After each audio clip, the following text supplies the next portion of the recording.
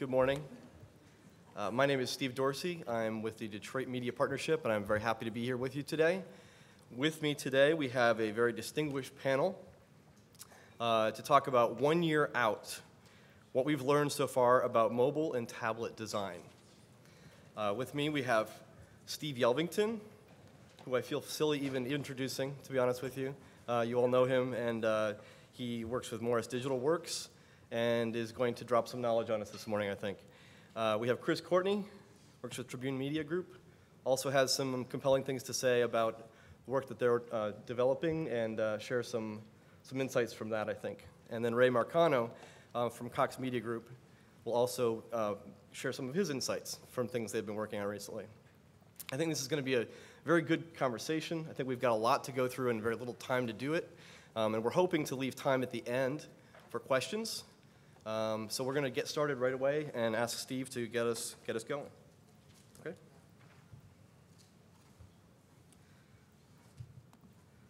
Here you go.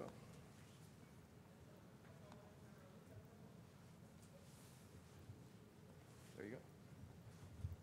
All right. Very good. Yeah, I've got about 10 points to make in about 4 minutes, right? Yep. This is going to go fast. More than one plus. I mean, this is something that's been coming for a long time, but there's no question that in the last year this has become extremely real. You saw the data that Regina was showing earlier today. Point number one, it's not all about the tablet. We've got a lot of iPads in here, but it really is not all about the tablet. It's very much a mobile world, and one of the things that I thought was really compelling in the data that Regina was showing earlier is that the tablet usage skews older. The kids are all using smartphones. All of them are using smartphones. Your media consumption habits for your life are set between you're 18 and 22. And what you're seeing the 18 to 22-year-olds use right now is what they're going to prefer to use over time. So take mobile way seriously. Number two, it's not all about the apps. Apps have sizzle. Apps sell. They're easy to sponsor. You can get advertisers interested in them. But this is for one of our markets where we have gone head over heels after apps, niche apps, multiple apps, and all the apps added up together pale compared to the mobile web. Mobile web is where the traffic and the value is, so that has to be really well crafted. Number three, it's not all about the eye stuff. Room full of fanboys and girls. Get over it. It's an Android world. It's a rapidly growing Android world, and the predictions are pretty stunning. And you have to design and you have to plan for a multi-platform universe. When I got on the plane and flew here, while I was in the air, 2 more projects surprisingly surfaced. 2 more Linux-based HTML5 mobile phone operating systems.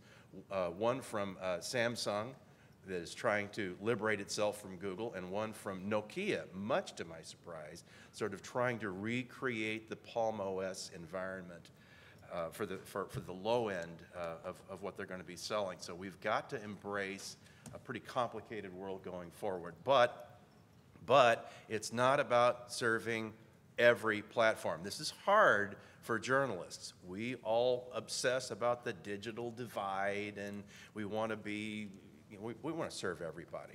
But while I am delighted that people have come up with ways to use text messaging to serve rice farmers in Indonesia, move on. Aim high. By the time you get done with your project, the world will have changed and the phones will be far more powerful. So don't waste your time worrying about old technologies and old protocols. Number 5, it's not about the right vendor. You cannot outsource to a tool maker your thinking. You can use the tools. Vendors are really useful. They have great solutions that they thought of. But we have to figure out what works in the marketplace. It's our responsibility to have that interface with the user and figure out what we need and demand what we need, or we'll wind up trying to kill. I think there's actually a fly in that picture. Hammers are not for killing flies. Number 6, we should have learned this from the web, and a lot of us did not. This is not just another distribution channel. These phones are intelligent, they're smart, they have capabilities like GPS, they have the ability to interact with a cloud that is far more powerful than they are. If you don't take advantage of this stuff to build powerful, unique, mobile optimized services, and you just cram the old stuff into this channel, you're going to make these phones very sad. Number 7, I know this is the Society of News Design, but you got to get over that. It's not just about the news. We live surrounded by information needs, and news is just a little slice. I don't know, 5, 10, 15 degrees, varies by person, but there's a lot of information needs that are uniquely local that we have to learn to serve, because if we don't, then we're going to get swept away by 1,000 new competitors. We have a lot of data, we have a lot of e-commerce opportunities, we have a lot of things that our news organizations, our broader publishing organizations traditionally have done that aren't news, and we need to grow that side of the business, and that's a design and integration challenge for all of us. Number 8, it's not one size fits all. Later today, there's going to be a presentation on responsive HTML5 layout. Go to it, learn from it. It's really, really important. But if you just pile everything up in one big pile and then apply CSS3 selectors to it, it's still going to be a big pile of crap. We've got to rip this stuff apart and do some smart marketing-based thinking about who the audience is, what their needs are, and build multiple portals into this big data set that we're building. Different applications for different purposes that are focused on human needs, not on what we have. Number 9, it's not just publishing. It's not about publishing, it's about sharing. I don't know how many times I get a link in my Twitter feed or my Google Plus feed or my Facebook feed on my mobile phone, click on it, and go to some heinous, horrible mobile application that breaks all the links and doesn't serve me the thing I was going to. It happened to me on the way to this building trying to look up the Marriott. I looked it up on Google's search, clicked on the link to the maps, and went to bounce all the way back to m.marriott.com, and I was told to start my search over again. Don't do that. It's got to interoperate with sharing in both directions. And number 10, and this is a really tough one. As designers, this is a huge opportunity. We have not figured out what advertising and marketing should look like and how it should behave in this medium. This Brainerd Dispatch thing is not an editorial about satellite TV, but that's a banner that showed up on that. That's just awful. We need creative thinking that solves problems for marketers and consumers at the same time, calling from the whole palette, all the way from text messaging through e-commerce and including things like geolocation and so on. This is not an illustration or artwork problem. It's a design engineering problem, and we need smart people in this business to take it on with tremendous passion. And we're looking to hire people like that. So if we've got students in the room who are going down that road, be very serious about things other than news presentation. And that's my story.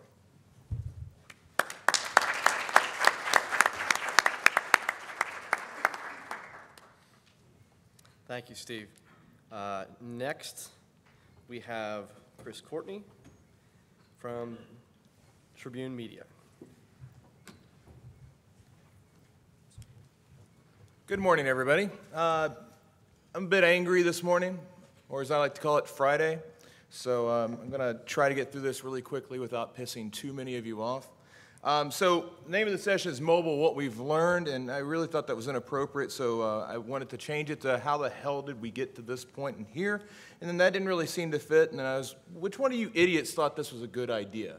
And then finally, it became Mobile, We're Doing It Wrong. Because at the end of the day, the app marketplace is the first sign that we're doing this completely in the wrong manner. If you go through and look at the news apps, 90% of them are completely useless when you get down to, are we replicating things that are already available in another way? So let me jump into this and give you some of my core beliefs so you have a basis to kind of understand the direction I'm coming from. One, I want you to only build things that you would actually use. So oftentimes we sit down in news meetings and budget meetings for these projects, and somebody pitches out, oh, we need a movies app. No, there's 15 of those movies apps, and you don't use those. What would make this approach more compelling than the other things that are already in the marketplace? Number two, I want you to chase passions, not dollars. Steve talked about this a moment ago. He said that it's not all about the advertising. It's not all about the sponsorships. Don't create something just because you think it's an opportunity to sell an advertiser into a position. Create something that's going to solve a problem for the end user. Number three, I want you to understand something. Data is news. There's no two ways around it. If I can tell you, and one of the applications that I had the pleasure of working on this year was the Red Eye application for the Tribune. Red Eye application finds the nearest bus, the nearest train, and tells you how far away it is. That's useful information to the person trying to decide if they had time to go get a coffee or if they need to run to the sidewalk. The story about a cop getting shot on the south side of Chicago doesn't inform me on how to make a decision about what I'm doing right now. Data, in fact, is news. Data helps people make decisions. Data will tell you whether to turn right or turn left. Data is news. Entrepreneurship is the wave of the future for us, ladies and gentlemen. When you think of entrepreneurship, I want you to think of going out and creating a startup, but doing it within the comfy confines of a corporation. You don't have to worry about if the lights are going to be on tomorrow. You don't have to worry about if you're going to be covered by health care. This is how you're going to keep really smart, passionate people inside of your corporations. Because at the end of the day, the smartest people in your building don't need you. They don't need your brands to get the information out. They don't need your money to create things. They can go do it on their own. It's called bootstrapping. And startups are doing this over and over and over again.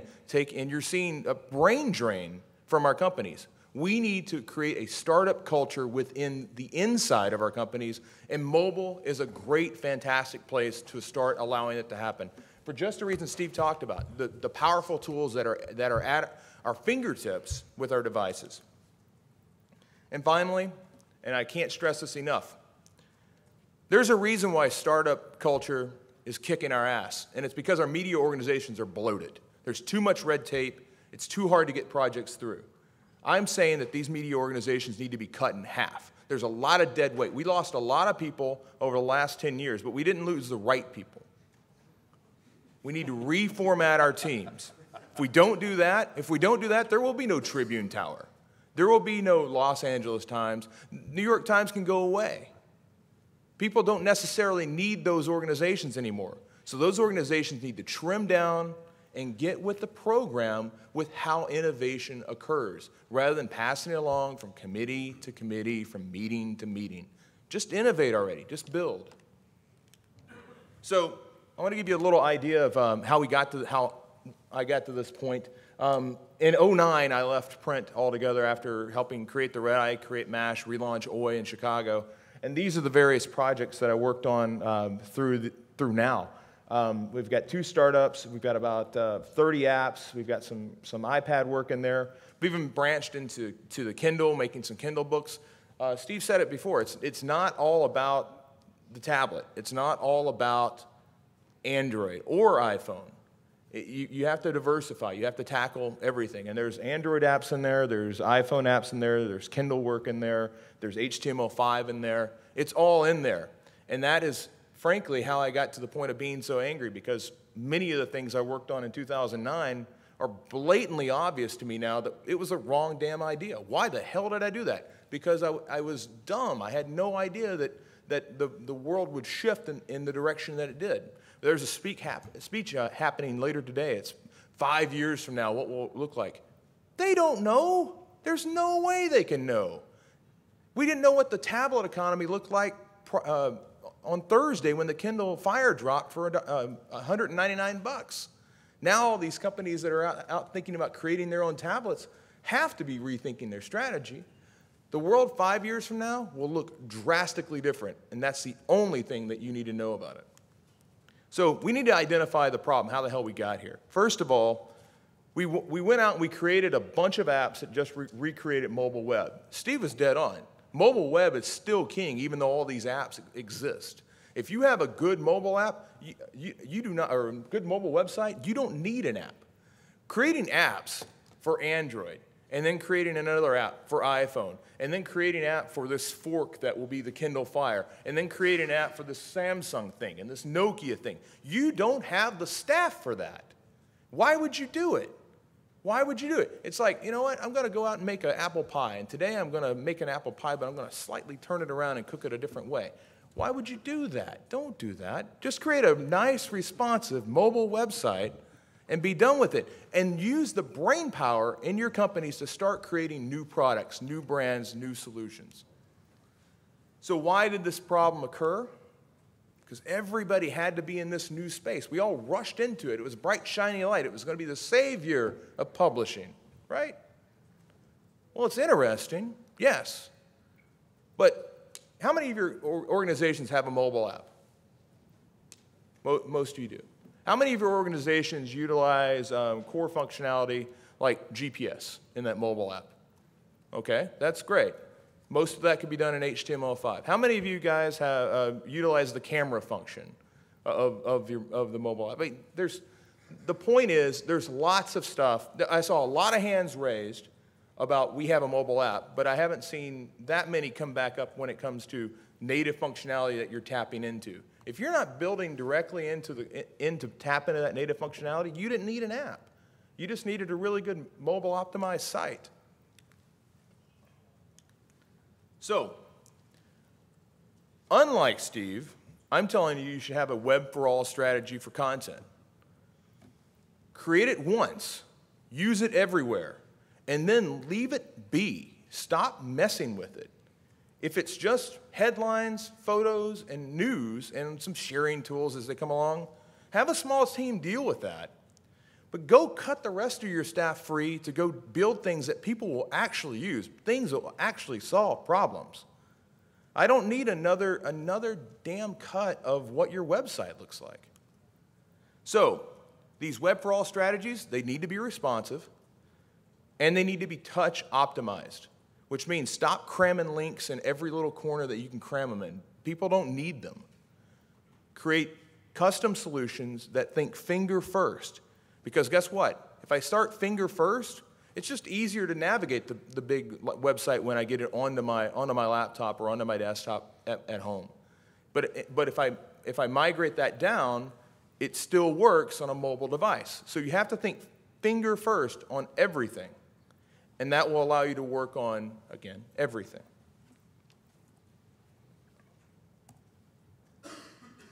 Only build what has to be built. I can't stress this enough.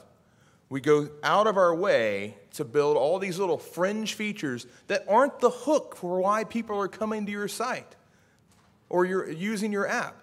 Think about what is the core thing? What is the one thing that I have to have that differentiates this, that makes people have to come to that? If you can't come up with that, don't build it.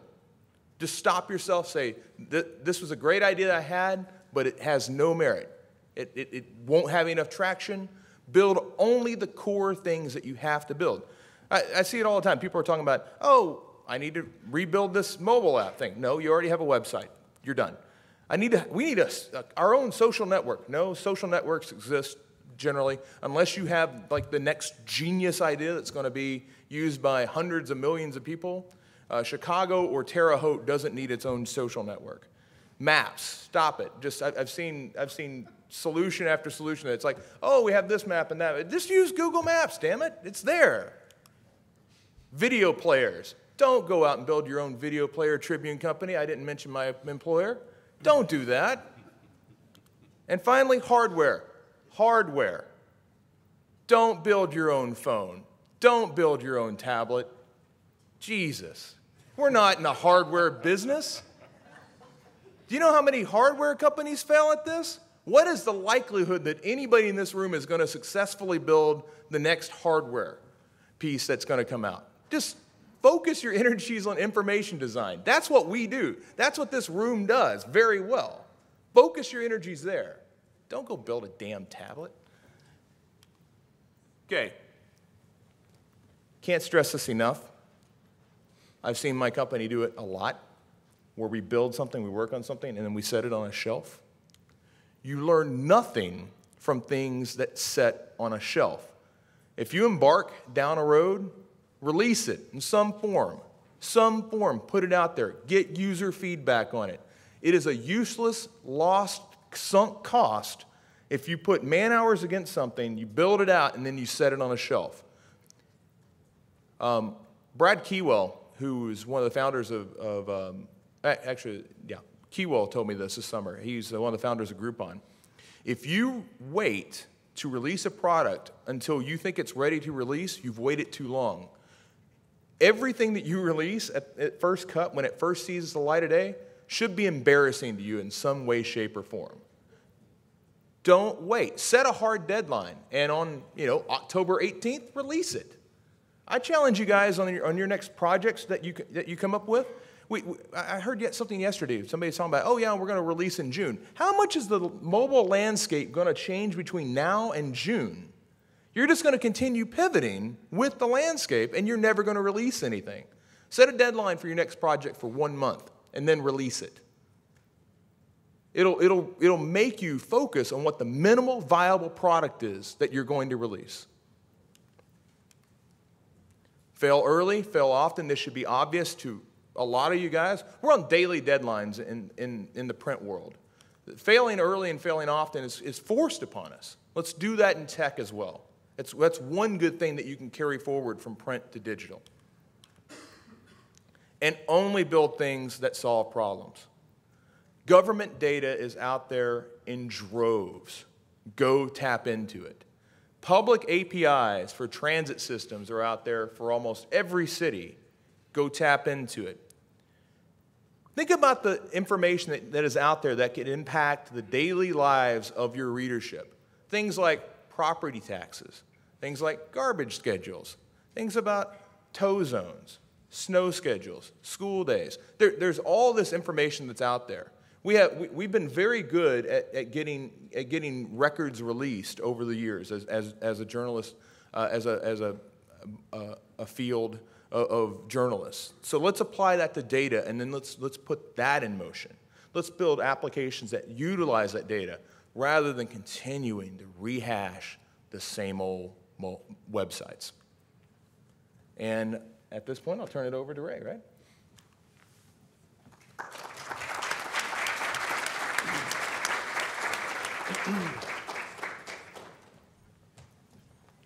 Hi, everybody. Well, I don't have any slides, so I think the first thing I'll do is take my face off both of these screens over here, because the last thing in the world you need is to look at me 3 times over the next 10 minutes. How can we? 4 times. You got that? 4 times? Oh, good Lord. We don't want that. My goodness. Well, at least I'm surrounded by better-looking guys. All right, so I'm going to talk about design from a different standpoint. That's organizational design. Over the last 18 months or so now, I've been deeply involved in the building of first the newspaper apps for Cox and Now, and the TV and the radio apps as well. And what I hear in the industry over and over and over again from people that build these things is that publishers are unprepared, are still unprepared with the type of organizational structure that they need in order to help push all this through. Now, when people say app design, they tend to think of the physical design, what the thing looks like, what's in it, but there's so much more than that. Take, for example, and by the way, this all requires a different and new set of skills in your publishing organizations. By the way, how many newspapers represented here? That's by show of hands. Thank you very much.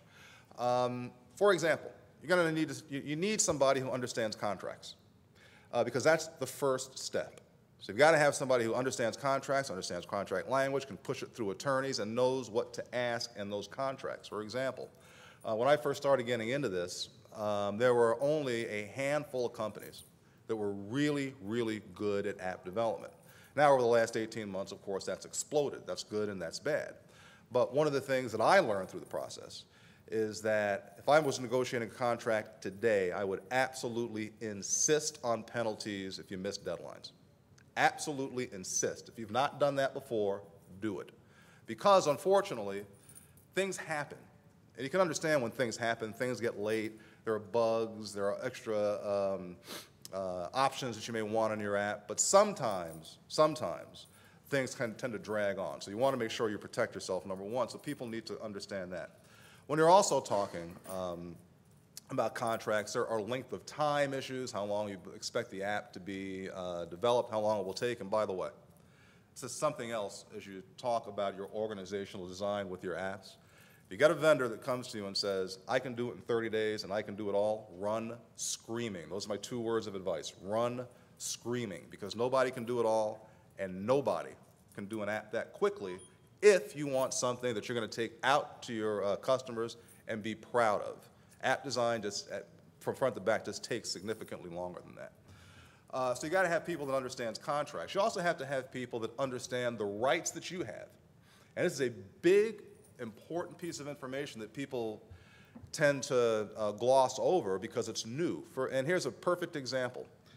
In many of your syndicator contracts, you'll probably have the right to republish all of your content on a mobile platform. So, in your mind, does mobile mean tablets? Raise your hand if it means tablets. And some syndicators say that it doesn't. Some syndicators will go, no, no, no, no, no, no. I see you've got this beautiful iPad app that you've just released, and our content is in that, but you don't have the rights to use that content because our contract with you says mobile. It doesn't say tablets. So you've got to have somebody who understands those sorts of issues as well, because in some cases, you're going to have to go back multiple times over multiple syndicators to figure out what you've got, what you have the rights to, what you can use, what you can't use. Because if you don't do that, then all of a sudden you've got somebody knocking on your door and they want big, big, big money because you've used something that they have a different understanding of. So contracts are a big, big deal. Then the next step is deciding what you want your app to be. And over the last couple of days, we've got 3 very interesting use cases on that. One's Morris, that's gone with their Replica Plus model. Another one is Scripps in Memphis, which has an app that doesn't quite look like a newspaper. And then another one is the apps that Cox has built, which doesn't look like a newspaper at all, but has a replica in it. Now, at least early on, a lot of what the apps should be was guesswork, because everything was brand new. Now you've got the opportunity to do some marketing ahead of time to see what your customers expect and to really hone your philosophy. Do I want my app to look like a newspaper? Or do I want my app to look like a hybrid of a newspaper and a magazine, and what should be in that? Another part of your organizational design is what kind of content do you want in there? Do you want live feeds? Do you want your XML from that day's paper? What do you expect that app to be? Do you expect it just to be a mirror copy of what you've seen that day, or do you want it to be live all day? Also as part of that, and I just found my notes, so that's good. So I talked about feeds. Content management systems, you need to have somebody that really understands your content management system, because as most publishers do, they don't have just one content management system. They've got many content management systems. So how do you grab all that information and get it to the person, get it to the vendor that you've selected so that they can display that information properly in the app? Now, I'm running through this because we're running a little late, but that is just a short synopsis on. If you're going to get into this business, Make sure you've got somebody in your organization who understands all this from soup to nuts. What a lot of publishers still do is they have somebody that understands a little bit of this, somebody that understands a little bit of that, somebody that understands a little bit of the other stuff, and it's difficult to corral all that. And if it's difficult to corral all that, then you can't move as quickly as you want. And as everybody knows, we're not moving as quickly as we should. This technology is rapidly advancing. In addition to that, you're going to have this person well-versed in the areas that both of the speakers earlier had spoken about: apps, HTML5, Android, all the other technologies that are not only here, but are also coming up. So when I said earlier, when I first got up here, that this sort of position or this sort of person requires a new set of skills, it requires all of those, everything from contract negotiations, to understanding vendors and what they can offer, to understanding what needs to be in your app, and to understanding how to put it all together. That's a critical piece, I think, that most publishers are missing. Thank you very much.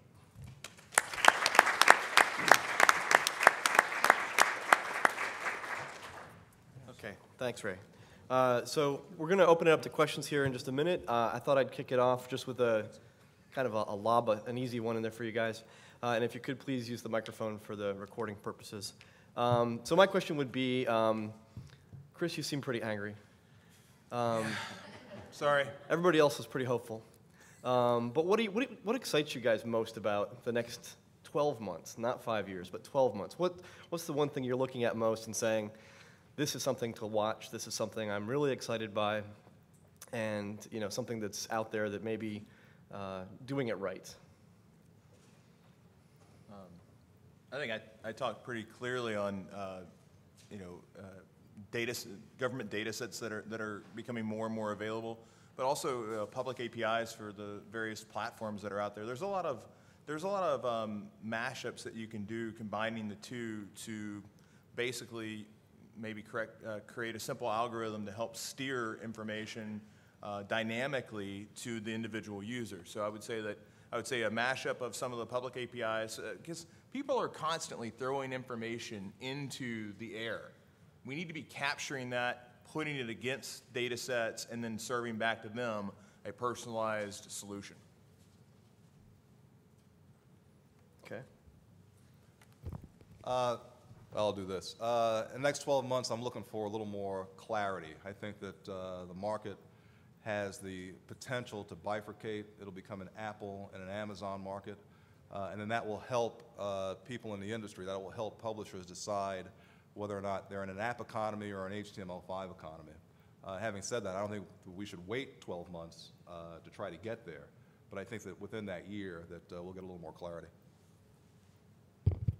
And I'm hopeful that in the next 12 months we see some of the emerging HTML5 and toolkits actually work, so that we can liberate ourselves from the app vendor relationships and create app-like experiences. Apps have some real advantages, and we need to build those back into our web presentations so that finger-friendly, gesture-friendly kind of stuff works. Right now, the toolkits are really unreliable. One thing I would add to that, though, is we get focused on gestures and I can do this and it seems to dig deeper, and all these new things that come up. Whatever happened, what's wrong with scrolling? What's wrong with tapping? The simple gestures are going to stand the test of time, and we're going to see a lot of things come and go. I would say that if you start out going, ooh, how can I use pinch and zoom to make this a new experience? You're focusing on the wrong thing. Yeah, don't get carried away. Yeah, focus on okay, it scrolls great. I can get further down the page. Things that people have been using since the beginning of the web. Just because you can make it look like a page turn doesn't mean that that's a good idea. So. Okay. So we've got a few minutes to take a couple questions here. I see some comments happening. Anybody have a question for the panel? Yeah. I have one from the live stream of this from a woman named Julie Brown, and it goes back to when Ray was talking about setting realistic times for developing your apps. And it's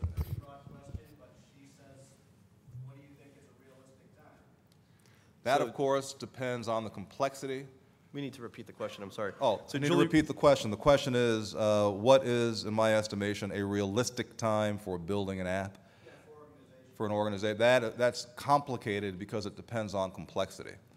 But I would guess a minimum of 4 months by the time, and that's from the time you start the project. From the time you start the project and you need to get your design finalized.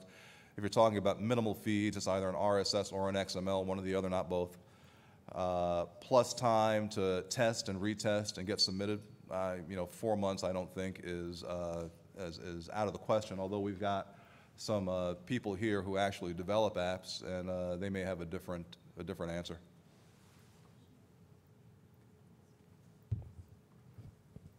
Okay. Any questions? No questions? Yes. How do you prepare journalism students for working on these kinds of projects? Oh, wow. I think you first have to kind of challenge them on the very concept of what news is, and that begins shaping the conversations that are going to subsequently follow that. There are teams that are doing great things at the Washington Post, the Boston Globe, the New York Times, and I'm really proud of what we're doing in Chicago, doing things that are really pushing data to the forefront. So rather than focusing so much on, it's got to be a story, photography looks like this, I think part of the conversation now has to be, how can we tap into this data to provide a useful experience that helps people make decisions? Yeah, most journalism, I mean, let's face it, most journalism education is still pretty narrow gauge stuff, and to do the kinds of things that you've been hearing us talk about here today, you have to have an entrepreneurial spirit, you have to understand the business, you have to understand technology and market research, and as a student, that's your responsibility, not your teacher's responsibility. Very good. Any other questions?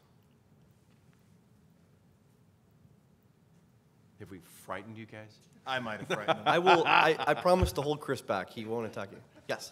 I'm not sure if you'll let us in on this. Exactly what kind of data are you talking about, like general examples of these troves of data? What kind of things could you tell us, kind of as examples that might help us out in the right direction? The question is, and this is for the live stream, the question was dealing with what are these troves of data that I'm referring to. There have been hackathons occurring in cities like New York and Chicago where the city itself is actually allowing access to a treasure trove of public data from everything from the bus schedules to the pickup schedules to the property tax information that's coming in. Things like that where you can show somebody over time what is happening to their home value and how things have progressed in a 5-year span. Think about how useful that is to the bottom line of the person that's using the information. And if you could surface that and put your brand name against it and potentially save people or steer people away from making tens and thousands of dollars of mistakes, I think it's very valuable and creates a great amount of loyalty with your brand. Your brand can stretch into almost anywhere. It just needs to be marketed the right way. Yeah, it's definitely, it's not just about news. It makes me crazy that the news industry didn't invent stuff like Trillium. Third parties, startups, new players are basically walking away with a big chunk of the business that we used to have that funded our journalism, because when we looked at technology, we said, how can we put our classified ads online? And instead of saying, how can we use this technology to meet the needs of the people that we have been doing business with for so long? Completely different questions. And I'll add to that, my fear is that those ideas were actually born in our newsrooms. Those ideas actually were in our newsrooms and died because some corporate muckety-muck couldn't get through their heads that data was valuable. That is why I say we should cut our companies in half. Yeah, Linda. So who's doing it right? Who's leading the way? Or what are examples from either inside journalism or outside journalism of what you think has been successful? So who's doing it right? Who's leading the way? Examples from inside or outside journalism? I think it's pretty clear the guys at Truly are doing a pretty good job. I like the Google guys too. They're doing all right. But seriously, you're talking about our organizations? I think, yeah, I think the ones that I cited recently, with the Post and the Tribune and New York Times, I'm really excited. I don't know if you guys are following the Panda Project, but go look up the Panda Project. It's being headed up by, I believe it's a Knight grant that's being headed up by Brian Boyer. It's going to be open source, available for everybody to tap into, and I think that is one of the great things that we need to be doing more of. More open source work, more sharing amongst the community to help, a rising tide raises all boats. We need to take that sort of mentality. That's what's going to save the news organizations we need to lift all boats. At the end of the day, the government data that I'm going to be using in Chicago is in no way competitive to somebody who's in Tyler, Texas, or in Spokane, Washington. So why can't we share the knowledge of how we're using that so that everybody has a better experience across the board? Yeah. And the tools that we're using too. Yes. The tools that we're creating, the toolkits that we're creating to harvest that data and process it. Yep. There was another question back here. Okay, yeah. What have we learned about paywalls? Question is, what have we learned about paywalls? I'm going to start. They suck. Just right off the top, I think that they're probably a necessary evil. But are we applying a paywall to the right information? I don't think anybody's really figured that out yet. Right? Yeah, I think paywalls are still clearly in their infancy. I am not a fan of a singular paywall. In other words, I'm not a fan of walling off specific areas of distribution, just the website, just mobile phones. I'm a big fan of bundling, of taking all of your content and making it available through all distribution streams for one price. And if as part of that, you get specific benefits for being a subscriber, you get all the information, you get all the investigatory types of journalism people get, I think that's fine. Yeah, I'm skeptical that quote paywalls unquote are going to be useful for us. They inhibit sampling. They inhibit discovery. Permeable walls that let people in and then try to ask them for money later on may have some applicability, but we're going to have a difficult time tying all this stuff together across 4 screens. And right now, a number of us are experimenting with these metered access systems that say, well, if you come more than 5 times a month, then you're a candidate to pay me some money. Well, that works fine if cookies are predictable, if you have a single device accessing the internet. But if you're looking at our content on 4 different screens, ranging in size from this up to the wall, and every one of them is a different device, it's an incoherent environment, and the system just fundamentally breaks down. Yeah. Since most of us work for legacy news corporations, if you all had to start a brand new news organization today, what would be some of your first steps and what direction would you go? So if you had to start a new organization today, what direction would you go in, since most of us work for legacy corporations? Well, first I'd blow up what we've got completely. And I would focus on the areas that make money. I would focus on the Sunday product. I would focus on the Thursday product, because in most publishing companies, Thursday, Sunday is where all your preprint revenue is, and frankly, where probably about 90% of your ad revenue is. And then I would publish the rest of the days in digital, and I wouldn't even touch print, because Monday, Tuesday, and Wednesdays are generally, your ad folks will probably tell you, Monday, Tuesday, and Wednesdays, we're not making any money. The publishing industry has yet to get there, because it is such a big change and such a shock to the system of what we're used to, that there's a lot of trepidation of doing that. And I don't blame the industry for having a lot of trepidation for doing that. So I'm not saying I would do that today, but to answer your question, if I was starting a product from the beginning, that's exactly what I would do. Sunday, Thursday, and the rest of the days digital, and it would be paid with snacking, as Steve has pointed out. I think I'd probably start off with one really kick-ass writer and one data junkie that was a badass designer, and I'd run a two-person team. And basically put out only things that made people talk. Put out things that grabbed your attention. Put out things that solved problems. You know, you're not going to get a sports score from me. You can get that from 100 other places. You're not going to find out what's going on in Yugoslavia from me. You can get that 100 other places.